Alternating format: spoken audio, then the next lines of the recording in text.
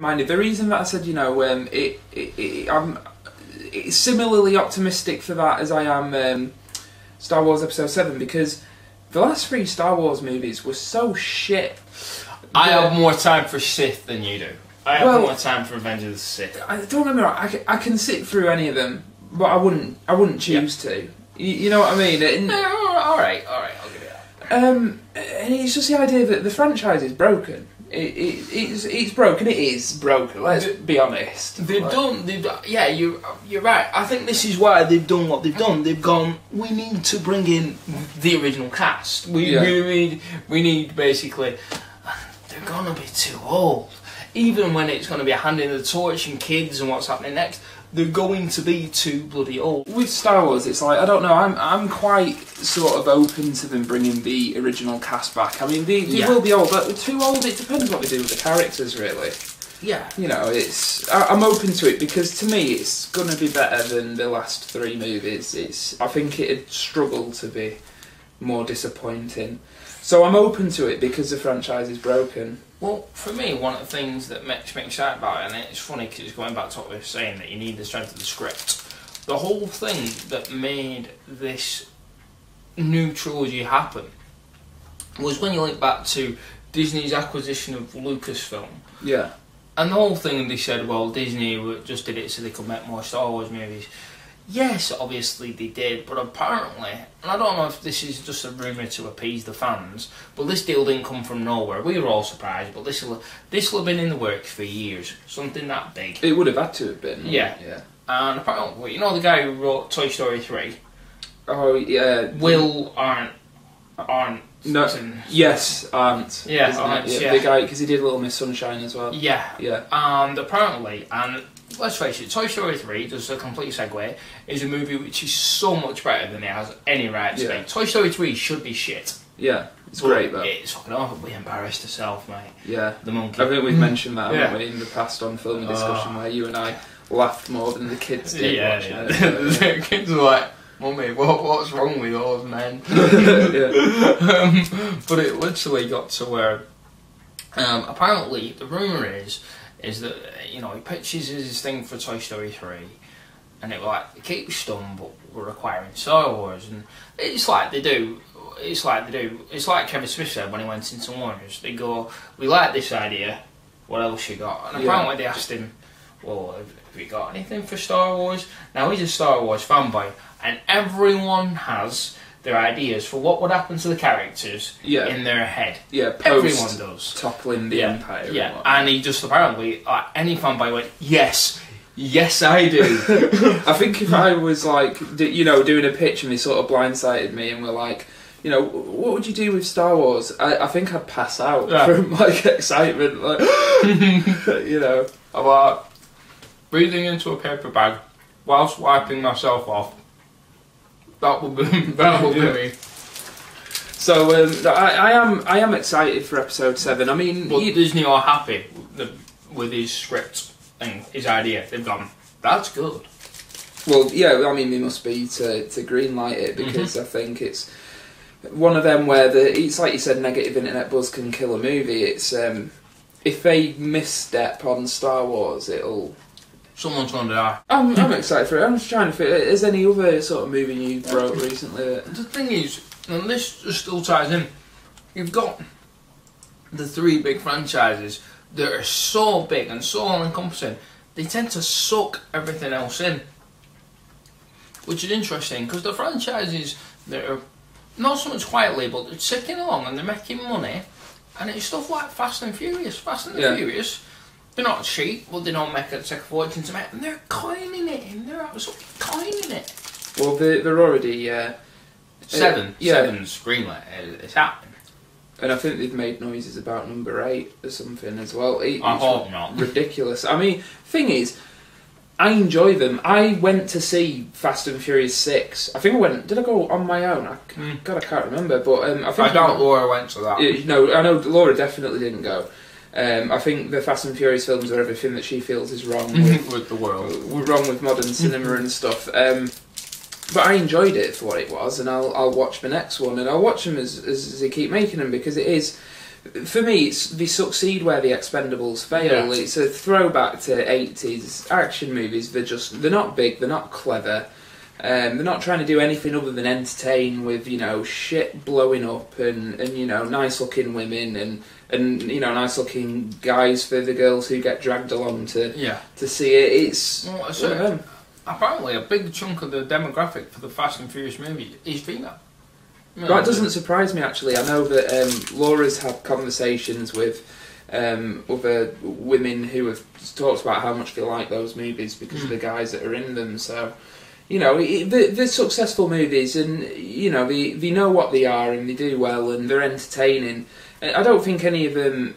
Well, maybe Too Fast, Too Furious, but with the exception of that, it's pretty consistent in terms of quality as well. I like Tokyo Drift, and no one likes that one. I like it. I like that one because it's the most different of the franchise. So, films like that do make money, and they always will make money because, like you said, they don't cost an awful lot to make. I mean, the Fast and Furious films, say what you will about them, but a lot of what they do is practical and in camera, so they save money that way. They're just, they're perfectly serviceable action movies, Friday night entertainment, and that's what people want, I think, at the moment. It's like every film, and to be honest, I do think the internet fanboy communities to a certain extent, but to blame for this, I mean, we just to go back to the Nolan Batman movies, we love them because of their scale, and the fact that they went, it's almost like reading a big book. But every movie's got to be like a franchise starter and a big canvas. Sometimes why can't it be? It's 90 minutes. Get in, get out, get home. Well, that's why I think that Iron Man 3 is one of the best of the Marvel Avengers movies because it is the most sort of standalone. And it proves that you can do, because a lot of franchises now want to cross-pollinate and lay tracks for spin-offs and tie-ins and all the rest of it. And Iron Man 3 shows that you can do that, but not sacrifice its own sort of standalone story. Yeah. Which is one reason why, so far, it's my favourite film of the year. And I know a lot of people will disagree with that, but I love that movie. And I enjoyed Iron Man 3. It's the fact that, and again, it's like we were saying, the thing with movies is, this summer's been a bit of a funny summer. Yeah. I mean, I think that's what this video basically is. It's us saying, we've been through the summer, we've seen what we've seen. Oh, we're out the other end now. And this is what we thought. It wasn't a weak summer, it was better than last year. Yeah. Last year, all that you basically had were Dark Knight Rises for your proper big summer that were worth what I paid for it. I really like The World's End. The World's End was very good. I really like The World's End. Man of Steel was not a waste of time. No, for me, it's straight down the middle. 3 stars, 5 out of 10, whatever. Yeah. It's straight down the middle. I'm pretty much the same, and how I'm a fan. In terms of box office, that movie is strong enough to springboard a universe, but in terms of actual structure and just characters that you're like, oh hell no. Iron Man was. Yeah. Iron Man and what Iron Man did was, I don't know how they planned it out, but when they had the Nick Fury tease, I'd like to talk to you about the Avengers Initiative. That way you kind of went, if it don't work out, we haven't lost out. It's a nice little in-joke. But it's all you need, isn't it? Yeah. Just one line, one scene to you tie it in. We've said Dredd did that perfectly. Yeah. Dredd did it perfectly. Dredd is a standalone movie. There's one line of dialogue in that opens the door for a sequel. That is God, I hope it gets a sequel. I think weren't they trying to do Kickstarter? The Kickstarter, yeah. I mean, hell, fucking Veronica Mars managed it. Yeah, if Veronica Mars can get a movie, my hopes are high for Dredd, because Dredd, as you know, is a very fertile sort of... Yeah. The source material is very fertile for Hollywood movies and shit, and I would like to see where they take it, and I loved Carl Urban as Dredd, and it'd be nice for him to have a franchise that's very much his. Here's the thing, as a complete segue, where do you stand on the Stallone version? Right, okay. I know, but it's widely... I'm going to open the Pandora's box on this. Right, I know it's widely regarded as like a terrible movie, and it was an insult to Dredd and all the rest of it. I don't think it's that bad. I'm with you on that. There's a lot to like in that movie. I mean, don't get me wrong. Rob Schneider. Rob Schneider. I was going to say, like, you know, any movie that has Rob Schneider in it as the comic relief can only go so far. You know, we're not grasping for greatness here. Yeah, he's not going to go up against bloody Sling Blade at the Oscars every year it came out. But, I think there's a lot to like in Dredd. I think you look at it and it's like it's a big movie. Visually, it's very impressive. The money's on screen. Oh yeah, definitely. I don't mind Stallone as Dredd. Don't get me wrong, he's not Dredd from the comics, but as far as a movie Dredd goes, again, and it's weird how it keeps going back to that idea. That what killed it. You didn't see Judge Dredd. You saw Stallone in a Judge Dredd costume. That is a good point. A good point, well made, sir. Yeah. And but he tried. Yeah. It was interesting what Stallone said in an interview, because Stallone's a clever fella. Yeah. I mean, you've always said that. The guy wrote Rocky. Yeah. The movie got Best Picture. Yeah. You know. Did he get Best Screenplay as well? I think it may have.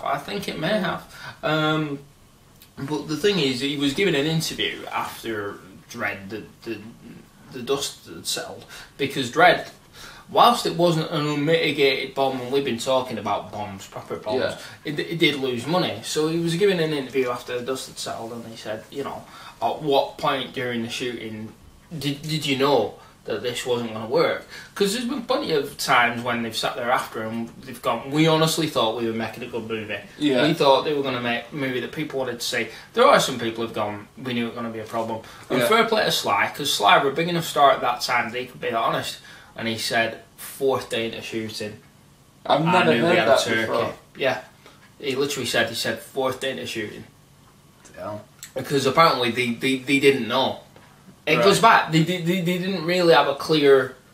Visually, they had a clear thing of how they wanted the film to look. But they wanted it to look like Blade Runner, didn't they? In terms of story and tone, yeah. they didn't have it.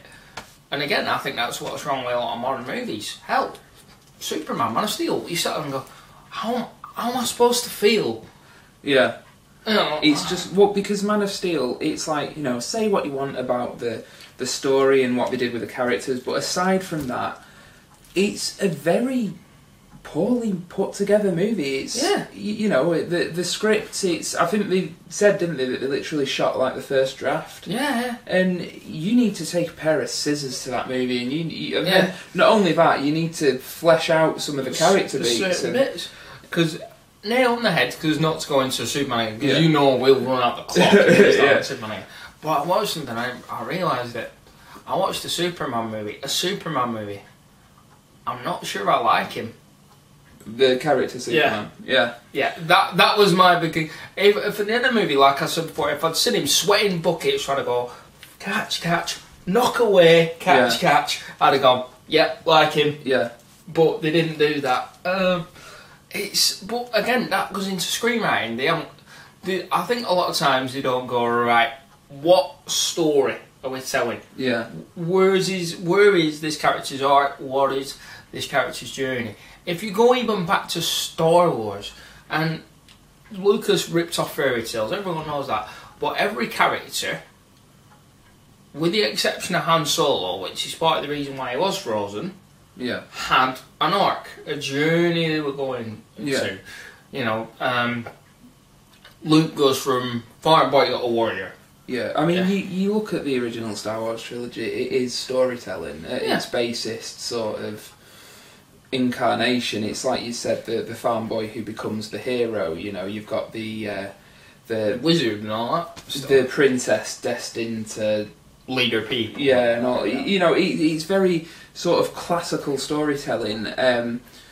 And that's why you compare that to a lot of modern blockbusters, and they just don't have that. They just clearly don't know where they want to go, and that's, like you said, the problem that a lot of them suffer from. I mean, and not just in terms of blockbusters. I think sometimes for the mid, for want of a better term, the mid movies, and you go, I don't know what I'm watching. I want to be surprised. Yeah. I mean, for me, that's why I have trouble with Avatar. Because Avatar is just complete. For me, that is a detriment, because you watch it and you go, right, he's gonna learn that what he's done is wrong. He's gonna side with the people, and he does. And I suppose you could say you admire that from the purity of its storytelling. But I was like, I'm at no point surprised. But you can still be, you can still use those archetypal characters and character arcs and be subversive. Oh, yeah. If in the hands of a talented enough writer, you can play with the formula. Completely. Can't you?